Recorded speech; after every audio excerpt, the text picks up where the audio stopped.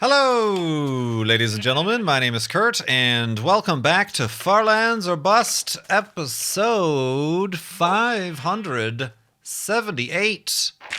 As we break out of the hidey hole, Wolfie is waiting for us right there, staring us down in the face, wondering what we've been up to since the last episode. What have we been up to, Wolfie? Have we been up to no good? Oh, we've been up to no good, actually. As you're about to see, as I step out of the hidey hole here, I got a lot of comments that I use accidentally only 4 pieces of pink wool instead of 5 to denote the 5 years of Farlands or Bust in order to make a little mini monument. Well, guess what? You are all wrong. I used 5 pieces of pink wool. 1, 2, 3, 4, 5. That would have been embarrassing if I miscounted again.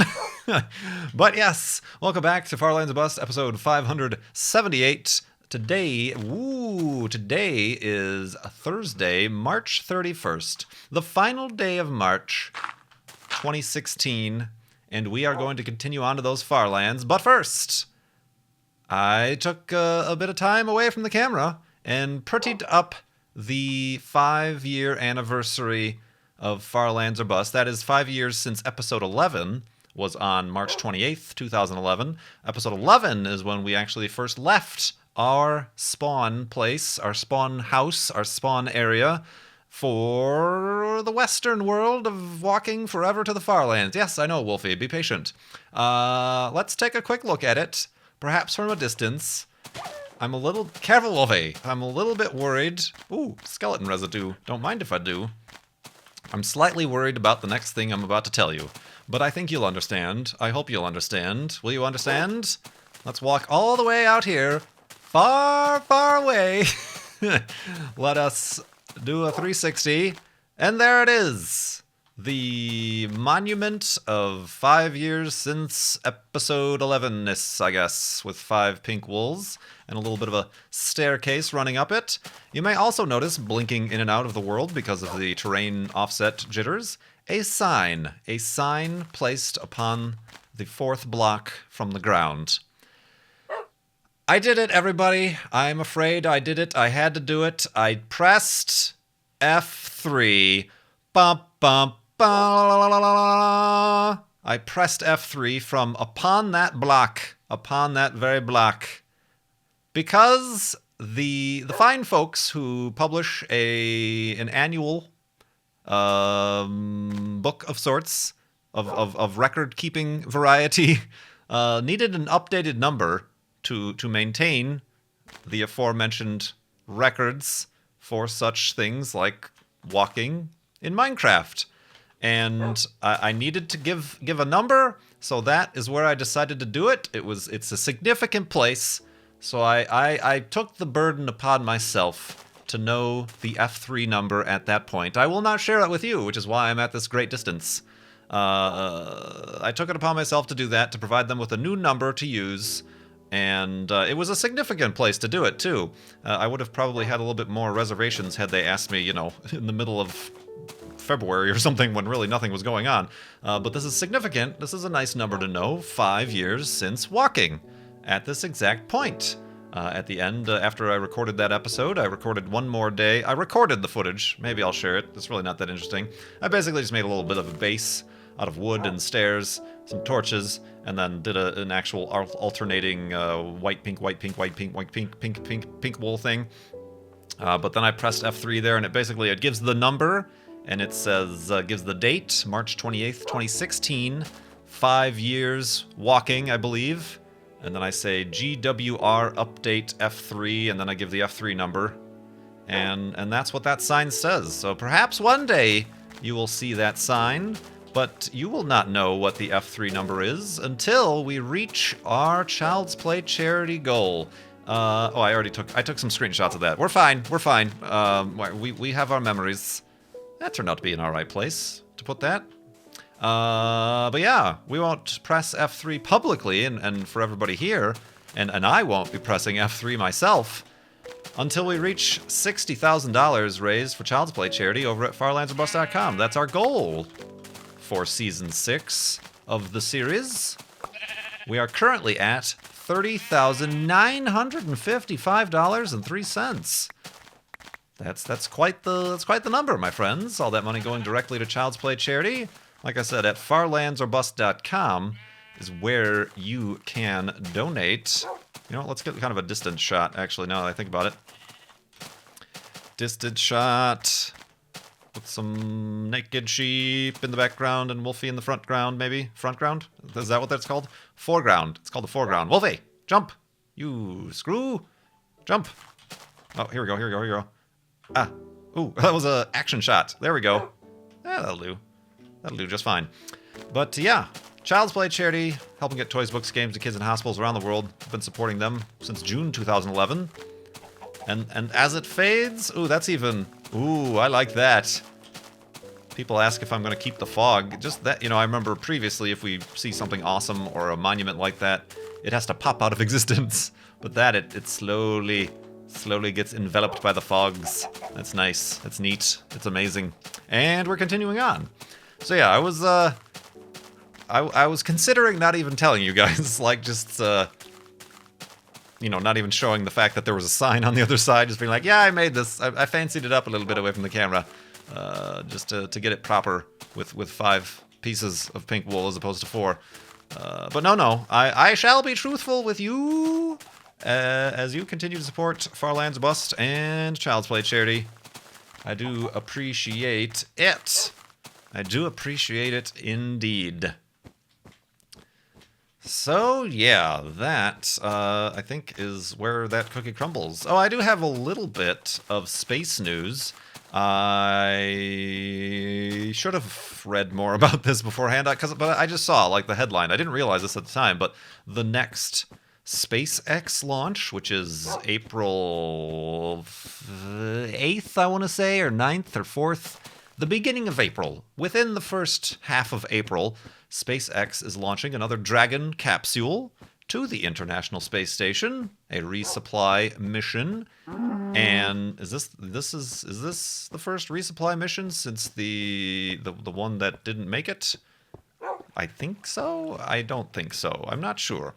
All this information, just consider it false.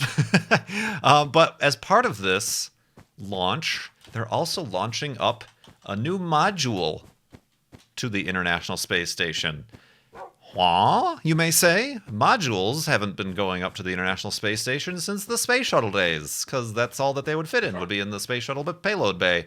But this one is going up, in the trunk of the Dragon capsule. There's the capsule, and then behind it there's like a trunk, is what they call it, where they can store additional things that don't need to be held within the within the capsule, the airtight capsule itself. But in the trunk is going to be an inflatable module, a test module made by Bigelow Aerospace. It's essentially and literally a balloon, a big balloon. Instead of having hard sides, hard aluminum or whatever sides, walls that most all of the modules have on the International Space Station, well, all of the modules have, it is going to be basically fabric that when you pressurize, the internal pressure is high enough to equal the internal pressure of all the hard-sided modules. And this will be the first, not the first of its kind, the first of its kind on the space station. Bigelow Aerospace has actually already launched 2 of its own space stations, quote-unquote. They are simply satellites that are these pressurized, soft-sided modules, just to test and see how their durability and longevity is. And it was actually, this technology was actually, I believe, it started to be developed by NASA because there were original plans to have an inflatable module. I think it was supposed to be the crew module even, on the International Space Station. But when plans were scaled back to that after the Columbia tragedy, things were just like, let's get the space station done as safely and as kind of simply as we can. So there were a lot of modules and science and things that were unfortunately canceled, and the inflatable module was one of those that was canceled.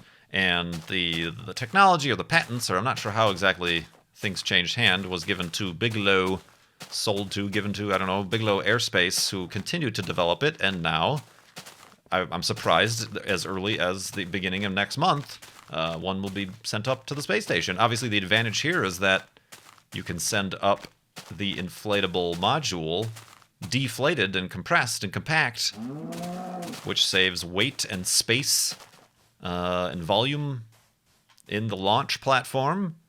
And then once it's up in space, you inflate it, and boom, suddenly you have all this, well, not boom. You want the opposite of boom when you're dealing with an inflatable module, and then voila, or ta-da, you have a much larger space to work with on the inside without having to have hauled up, a space shuttle's worth of a payload bay for a module. So that'll be something interesting to see. And of course, SpaceX is also looking forward to getting another Dragon up to the International Space Station, as well as, once again, out of Florida, attempting another landing. I'm assuming this one will be another landing back on the coast, since I think the launch profile for the space station is good enough to turn around and land on dry land as opposed to the barge for the first stage. So we'll be keeping an eye on that and continuing on in the morning.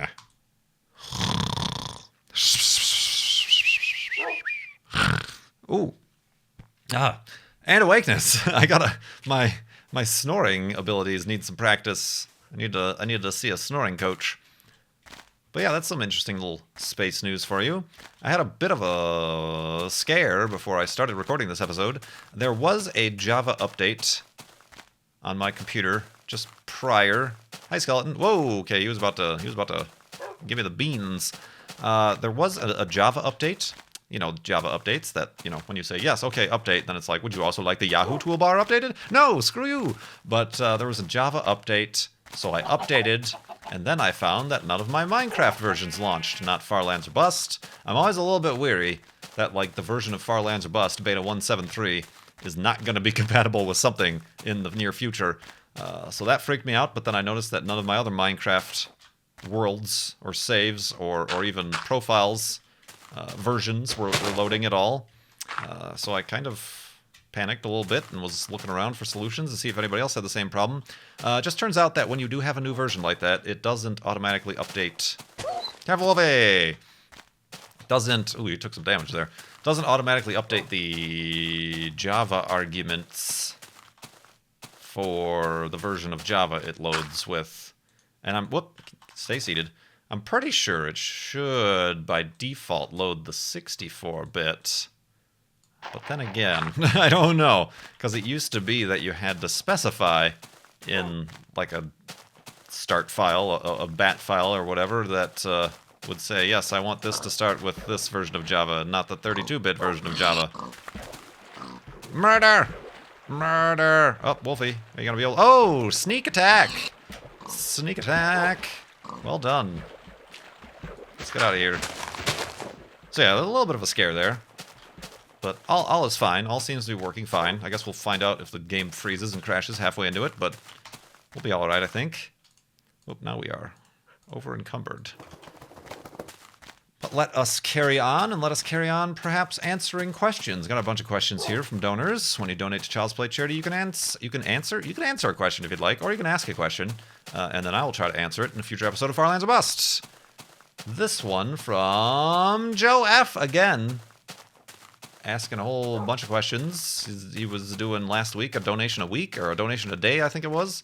So we got a bunch of questions from Joe F. And they weren't they weren't 50-cent donations or whatever. They were very generous donations. So thank you, Joe F. from the UK. I'm a huge fan of Lego. Did Lego have an influential effect on you as a child? And if so, did it help you become more artistically inclined? I don't know about the artistically inclined. It certainly helped me. Yes, I was very much into Lego. I had a big tub of Lego, a big old one of those big plastic moving bins of Lego. And I had at the time, my prized possession was the Black Sea Barracuda, the biggest of the pirate ships you could get at the time. I had a space shuttle, the second generation space shuttle. The first generation space shuttle was really expensive now. It's like really sought after. I think I had the second generation of the space shuttles. I had a bunch of like race car things and other little piratey things. I had some of the space ones, like the really early space ones. I didn't really keep with a constant theme in the Lego worlds.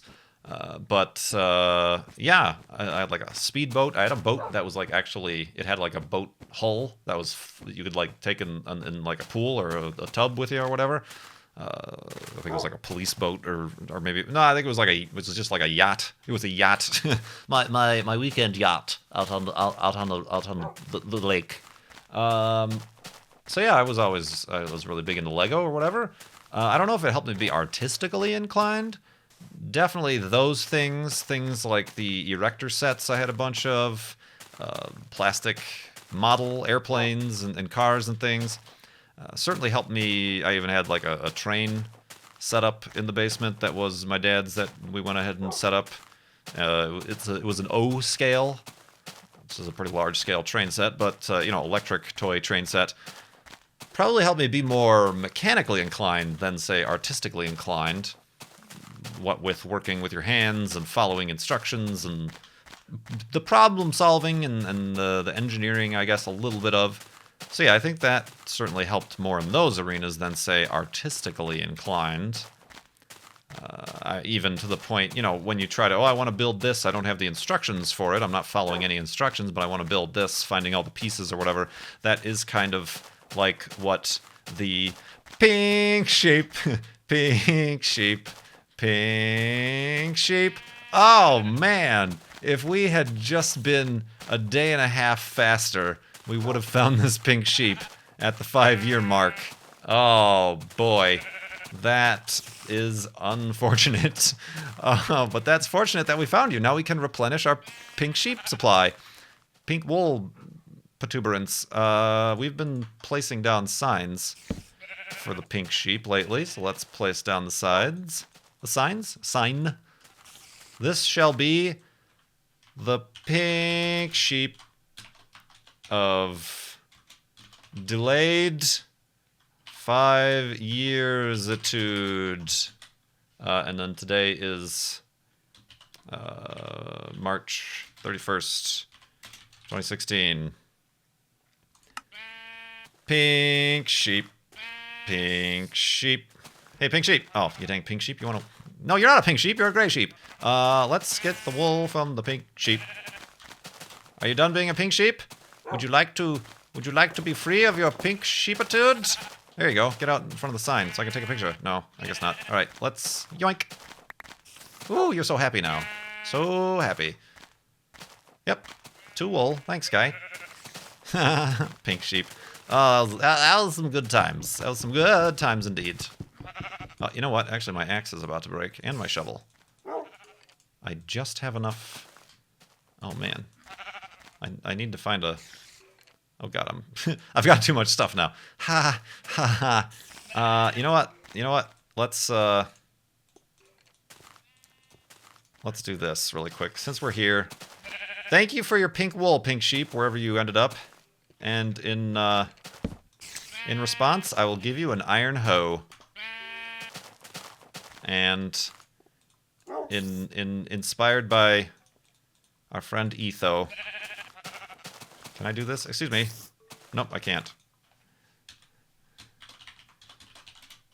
Whoop. There we go. There we go. That's an Etho. That's a classic Etho LP joke, everybody. Gather round as I tell you tales of jokes I'm stealing from other people. Oh man. All right, good times. Good pink sheepitude times. I forgot what I was talking about completely. Oh, the Lego thing? Yeah, I think I wrapped that up pretty succinctly, whatever. Oh man, this whole stream-a-day thing has really worn me out. Let's answer another question from who else other than Joe F. from London. Ooh, we're narrowing down on his location. He's been gluten intolerant since he was 3. He's now 28. Have you seen any improvement to the quality of gluten-free produce in the U.S. since you discovered you also have the same issues? I mean, well, certainly it has been because in the last year, 2 years, was it 2015 or 14? They passed a law that required if a manufactured food has the label or the words on the packaging that says gluten free, that they have to have certain rigorous checks to ensure that they're gluten free. As opposed to previously, you could just willy nilly put that word gluten free on anything. But yeah, there's no like governing body other than the FDA.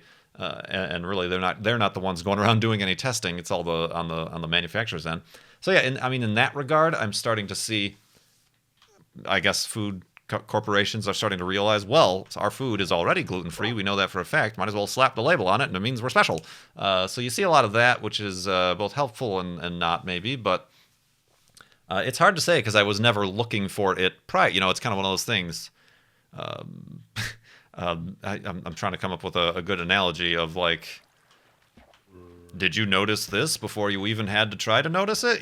That's kind of the question. What it feels like a little bit.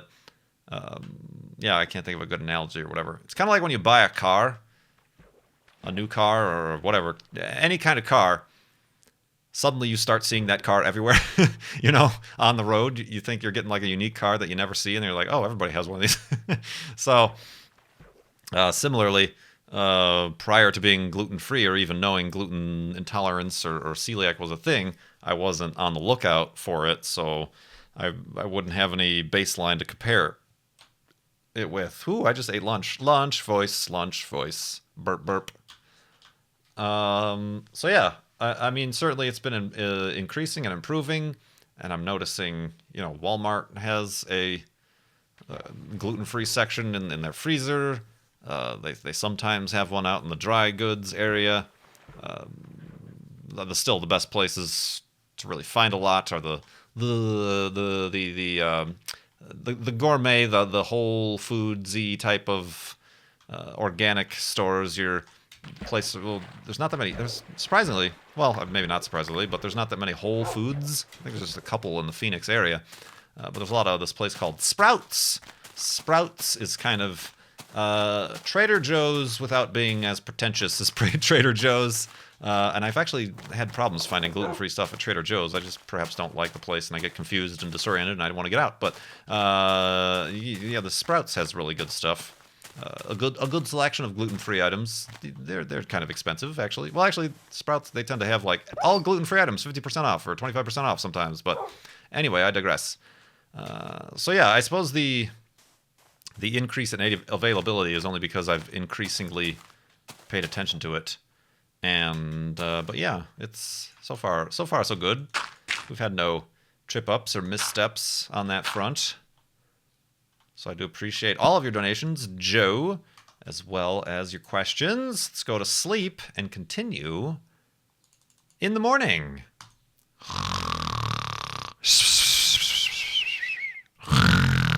And awakeness. And wow, an improvement twofold of our snoring abilities since the last night. That's some good snoring you did there, Kit. Thanks. Self-congratulatory snoring.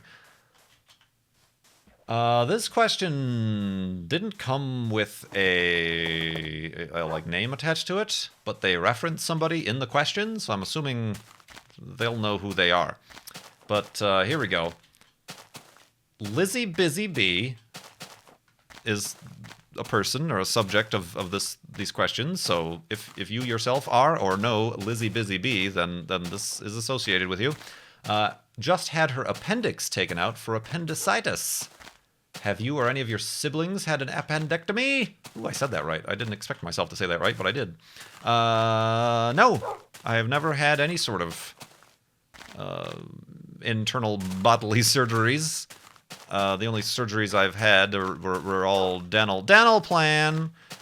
What with the removing of wisdom teeth or removing of the little flappy thing that connects the Flappy Bird that connects your lip to your gums. Which was completely pointless, by the way, as I mentioned many times. But I got that. As well as... no, that was really it. So yeah, I've never had any of those. I've never had my tonsils out or anything like that. nor appendixes or whatever else gets removed from bodies that aren't necessary. Are kidneys necessary? I think kidneys are necessary. You can't just remove your kidneys. Just go, don't need those anymore. Just pop them out. So no, I don't think, no, none of my siblings have either. Yeah, no, I don't. We've been fairly lucky and have not spent much of any time in hospitals, I don't think. Second question. Might have answered it prior, but let's answer it again, maybe. On your peanut butter and jelly sandwiches, what kind of jelly do you prefer? Lizzie Busybee prefers grape. M Star, ooh, a second subject enters the ring. M Star prefers strawberry. You must decide which is better. Only you have the power, Coach A-Mac. Answer the greatest question of our time. Grape versus strawberry jelly. Well, I'm going to go with a third-party candidate and say raspberry. Raspberry preserves, not jelly, not jam. Preserves are what I would use. Mostly because that's simply the jelly I have around, because that's what I like on toast. But strawberry is pretty good too. Grape, I haven't had grape jelly in a long time. That's what I always used to have as a kid, was grape jelly. But I've had my fair share of strawberry jellies. Strawberry preserves, I'm sorry, would be my preference. I prefer the preserves. I prefer the preserves. There we go. That's a difficult thing to spit out. But yeah, the raspberry preserves are going to be my choice there. Also, I also have a fondness for your orange marmalades, but haven't in a while. That I preferred a lot more on your English muffins, but I've yet to have found any sort of English muffin that is gluten-free that is of interest to me. When I first went gluten-free, that was kind of one of the things that I had to replace because I was always eating English muffins. Could never find. There were ones I would find that were nice and soft and like bready, but they looked like hamburger buns. Just the bottom side of hamburger buns is what they seemed like to me. They taste like too, the gluten-free hamburger buns. And then there were like the rice and kind of seed ones that were just way too hard.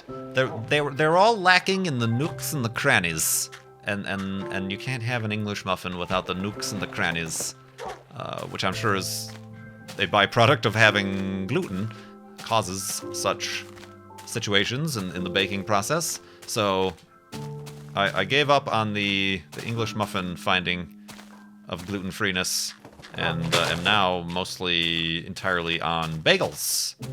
The gluten-free bagels are all right, so I stick with those, or toast if I'm.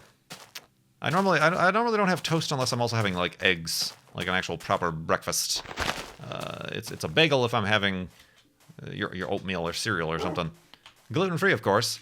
But yeah, did I go off on a tangent there? I'm gonna have to say that the grape versus strawberry jelly is still up in limbo. When I was in, what's the one in Portland and in Oregon? They had it every breakfast place. It's like boysenberry or loganberry, or there's some very special Oregonian berry jam jelly that is very well known. Boysenberry? I don't know, but that was pretty good too. A mixed berry, if you will. But I prefer the raspberry preserves. The real question is crunchy or smooth peanut butter. Oh, everybody fight. Oh man, I'm gonna go over here and check this place out. This is kind of cool. It's like a little cavern, a canyon, a crevasse, if you will. So thank you, I suppose, Lizzie Busybee and M Star for at least being part of that question. I'm not sure on whose behalf it came from, but thank you. Gemli.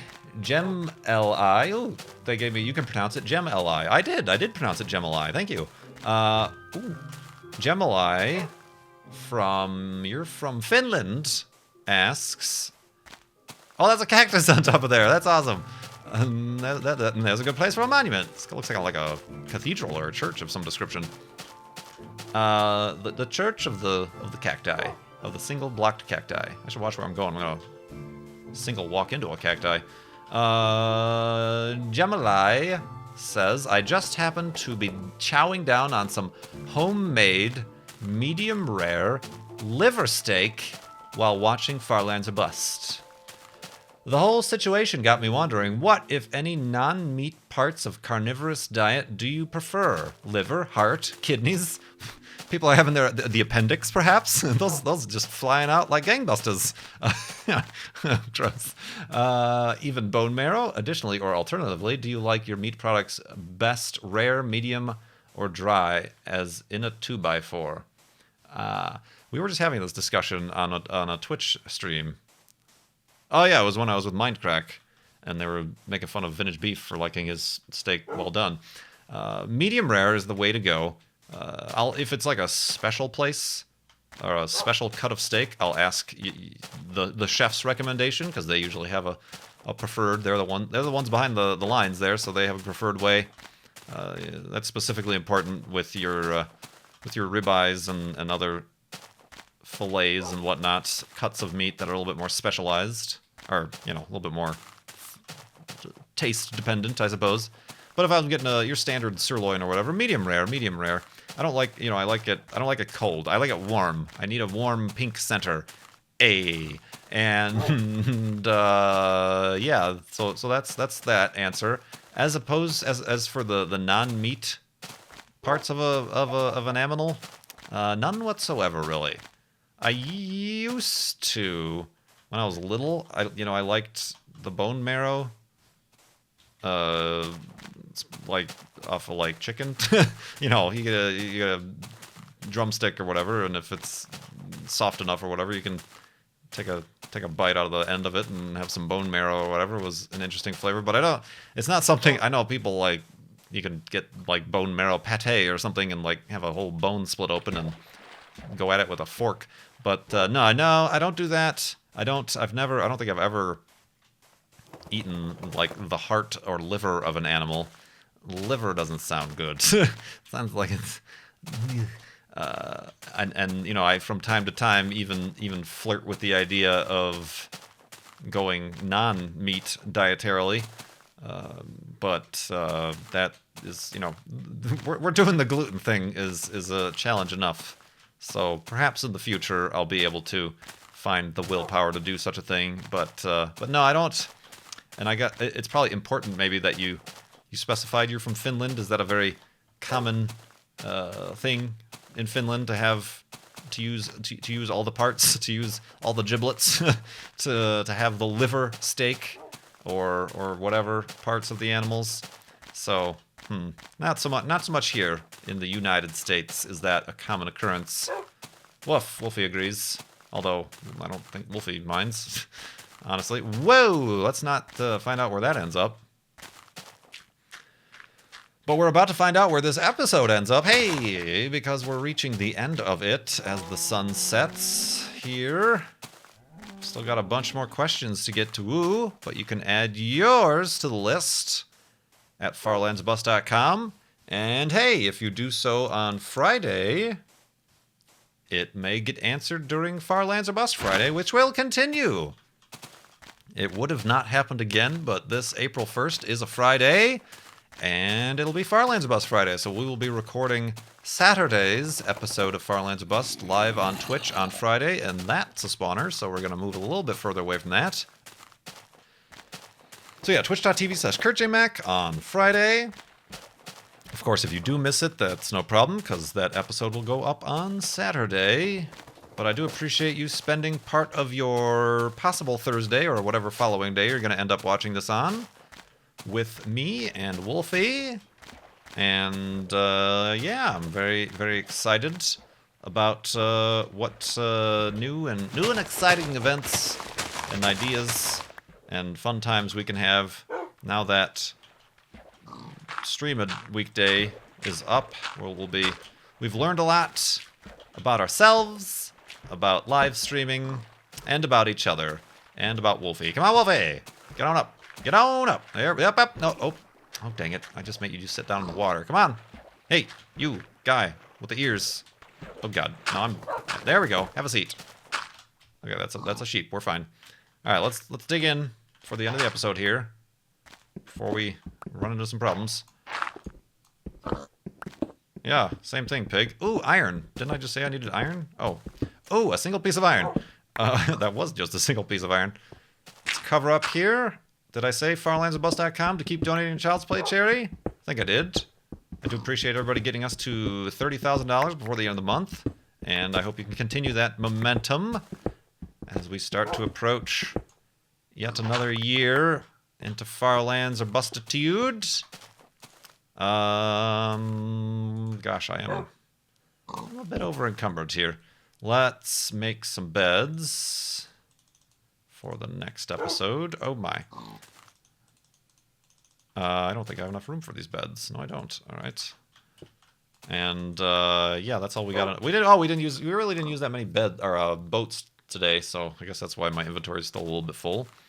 But yeah, you know what? Since I'm here, where else am I gonna be? Let's maybe smelt some iron for ourselves.